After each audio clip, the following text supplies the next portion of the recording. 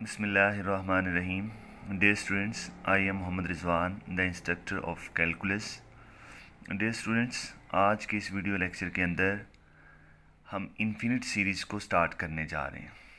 Video lecture की series के अंदर हम एक्सप्लेन के साथ डिस्कस करेंगे कि इन्फिनिट सीरीज़ क्या होती है, सीरीज़ क्या होती है, सीक्वेंस क्या है, और जो सीरीज़ होती है वो कब कन्वर्ज करती है, सीक्वेंस जो है वो कब कन्वर्ज करती है, कब डाइवर्ज करती है, और उन तमाम टेस्ट जो होते हैं सीरीज़ से रिलेटेड उनको भी हम डिस्कस करेंगे।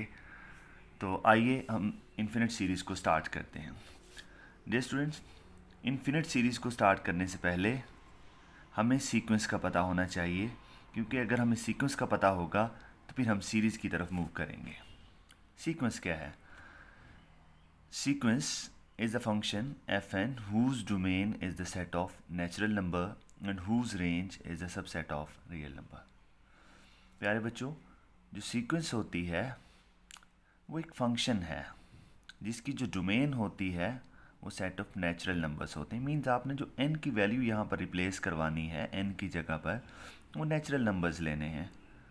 कोई भी नेचुरल नंबर ले लें, कहीं से भी स्टार्ट कर लें, 1 से स्टार्ट कर लें, 2 से कर लें, 5 से कर लें, 10 से कर लें, तो आपने यहाँ पर बारी बारी वैल्यूज़ पुट करनी है।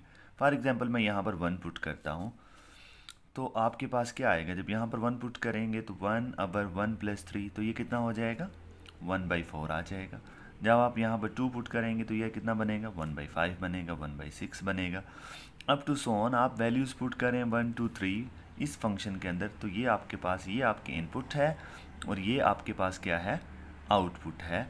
तो ये जो आपको आउटपुट मिली है इसको सीक्वेंस कहेंगे। ये जो रेंज आपको मिली है, जो रेंज मिली है आपको, ये असल में क्या है? आपके पास सीक्वेंस है। तो ये भी सीक्वेंस, लेकिन हम सीक्वेंस को हम क्या डिफ़ाइन करवा रहे हैं कि सीक्वेंस क्या होता है? कोई फंक्शन होता है जब जिसको हम क्या करते हैं? वैल्यूज़ असाइन करते हैं, वैल्यूज़ पुट करते हैं। वैल्यूज़ कहाँ से लेते हैं? वैल्यूज़ हम ले रहे होते हैं नेचुरल नंबर से। नेचुरल नंबर्स का आप लोगों को पता है कि जो नेचुरल नंबर्स होते हैं वो आपके पास क्या होते हैं? n = 1 होता है, 2 होता है, 3 होता है, सेट ऑफ नेचुरल नंबर। प्यारे बच्चों, आप लोगों को पता है कि ये होता है 1 2 3 अप टू सो ऑन। तो आपने यहाँ पर कोई भी फंक्शन ले लेना है और उसमें वैल्यूज़ असाइन करनी है। तो जो आपके पास ये वैल्यूज़ हैं, ये इनपुट है, ये आपके पास क्या है? आउटपुट है। तो इसको आप क्या बोलते हैं? फंक्शन कहते हैं।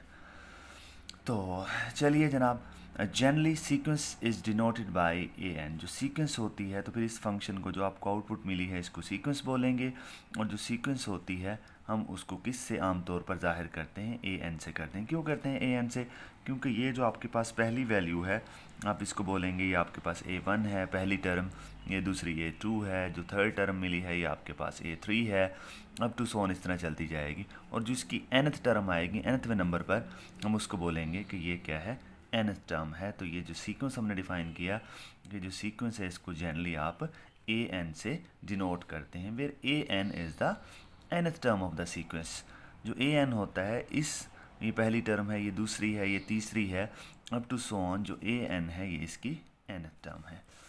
अब हम बात कर लेते हैं कि इन्फिनिट सीक्वेंस क्या होता है। सीक्वेंस तो बच्चों आपने पढ़ लिया।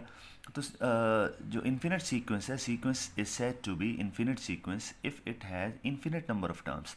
टर्म्स क्योंकि चलती जा रही, एंड नहीं हो रही, तो फिर ये वाली जो सीक्वेंस है, ये कौन सी सीक्वेंस है? इन्फिनिट सीक्वेंस है। इन्फिनिट सीक्वेंस इसको बोलते हैं।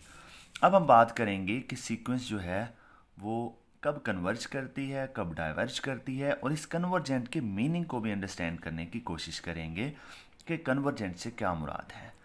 An infinite sequence an is said to be convergent if nth term of the sequence tend to the definite real number L as n tends to infinity।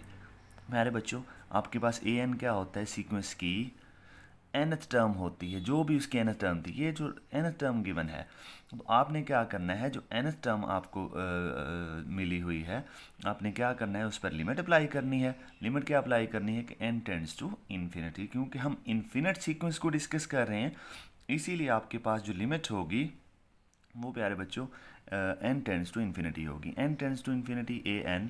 अगर आपने limit apply की sequence पर और answer कोई finite number आया, कोई definite number आया, 5 आ गया, 7 आ गया, 10, 100, कुछ भी आ गया ऐसा, तो जो आपके पास ये जो सीक्वेंस होती है जिसको आप an से ज़ाहिर करते हैं, वो सीक्वेंस क्या हो जाती है, कन्वर्जेंट हो जाती है।